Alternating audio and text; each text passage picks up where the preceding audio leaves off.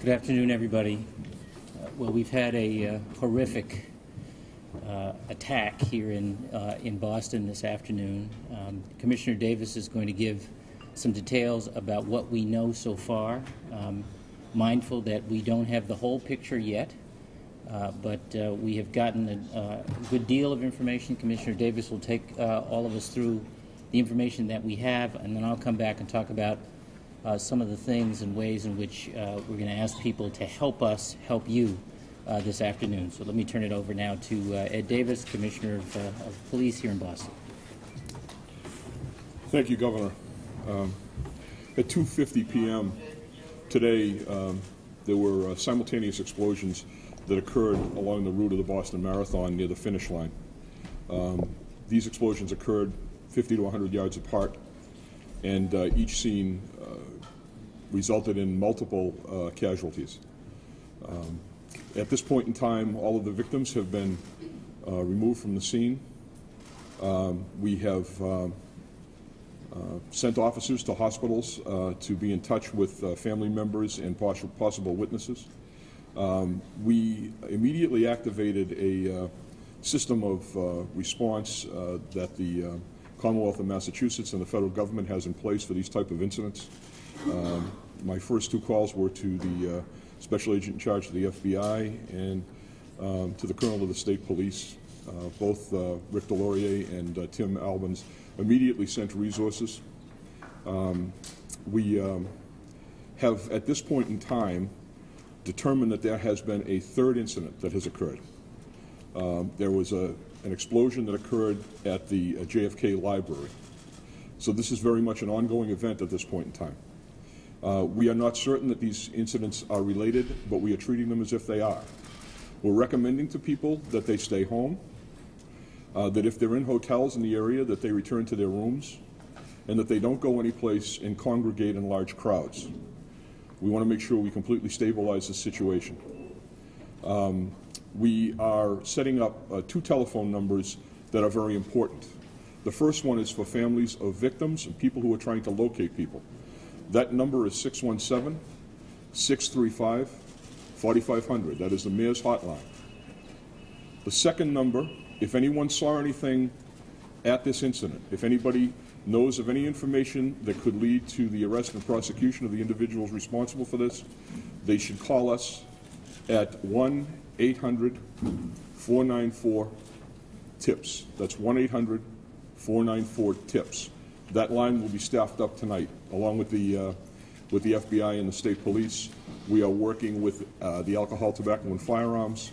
We have the general here from the Massachusetts National Guard who has assisted in securing the perimeter. And we have additional assets from other agencies who are volunteering to assist us. After this incident occurred, there was certainly a lot of people who were running from the scene. Some of them deposited bags and parcels that they were carrying. Each one of those bags and parcels is being treated as a suspicious device at this point in time. We have multiple EOD teams that are checking each one of these bags. But at this point, we have not found another device. The three incidents that have occurred, two of them occurred simultaneously on Boylston Street, and the third one occurred at JFK about a half hour ago. People should be calm, but they should understand that this is an ongoing event, and they should understand that we need all the information that we can get available to us. Thank you. Ed, thank you very much. I want to thank the Commissioner. I had a call from the President about half an hour ago who assured us that we would have the full cooperation of the FBI, whose SAC is here, and the ATF, who are also on the ground. We have, as the Commissioner said, the State Police, the National Guard, fully deployed, and we thank them for their assistance. The Fire Marshal, the City Fire Marshal is here as well. So a lot of coordination in a very fluid situation.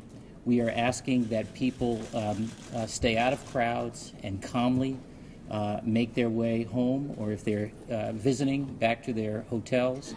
All of the hotels' security will be prioritized at the outset. Again, if people have information, please use those tip lines. This is very, very important that we get as current information as we can as quickly as possible.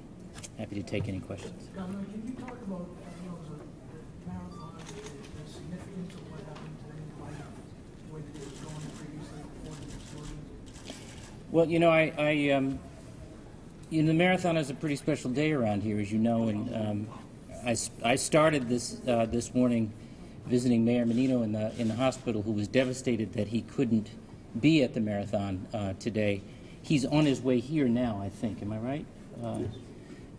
From the hospital. So obviously he is as concerned as the rest of us are about the safety of the people who come for this iconic experience here in the city. Can you address reports that you're looking for a specific kind of truck or a specific kind of person? No, there is no specific type of truck that we're looking for at this point in time.